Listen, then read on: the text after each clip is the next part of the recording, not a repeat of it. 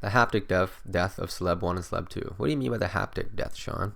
I mean that this was a story that happened with a whole bunch of mental visual imagery and voices in my head. None of this actually happened in real life, but it was very real to me at the time. It's all went down inside of my head.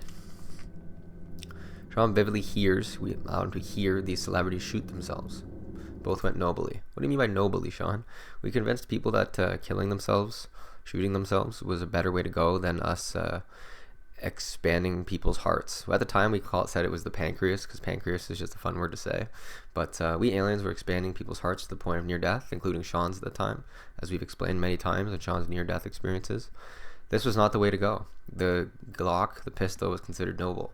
We were just saying that you should kill yourself before we end up killing you yourself. And Sean knew that we had the power to kill people by expanding their hearts, because he was also experiencing it himself. And we won't mention the celebrities because we don't want these celebrities mentioned in this video series. So we don't want them to take any of the smoke.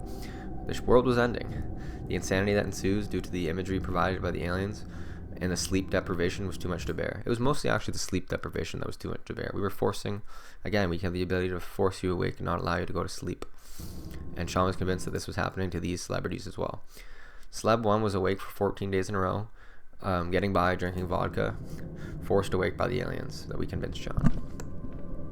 The aliens were keeping everybody awake, torturing them with constant communication with each other and unspeakable mental visual imagery. Sean was doing his best to communicate with these celebrities in this insane time, but eventually Celebrity 1 does take out the Glock and end it all. Sean's last word to this celebrity were, "I'm just a guy in my room." With the power that the aliens have, Sean vividly hears them shoot themselves. At the time, Sean was in shock. He runs outside and gets on his knees and starts freaking out in his driveway. I did that. Yes, I did. I was freaking out about this.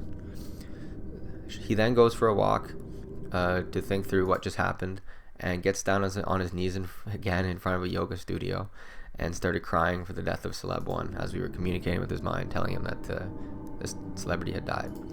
Not shortly after this happened, Celeb 2 is looking down at the bodies of her family and Sean was asked to converse with her to help calm her down as she was looking down at all the bodies of her family that had died pancreas, that had died via the aliens killing them. Don't be nervous about the killing them part, which is just all in Sean's head.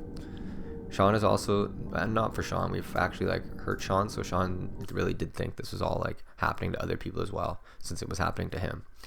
She has also not slept in a week and is freaking out. Addison is unable to come up with something soothing to say or great to say.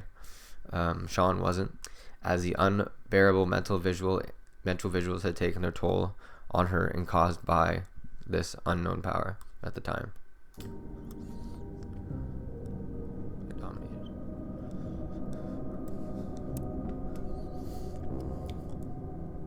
She too pulls the trigger vividly in Sean's mind.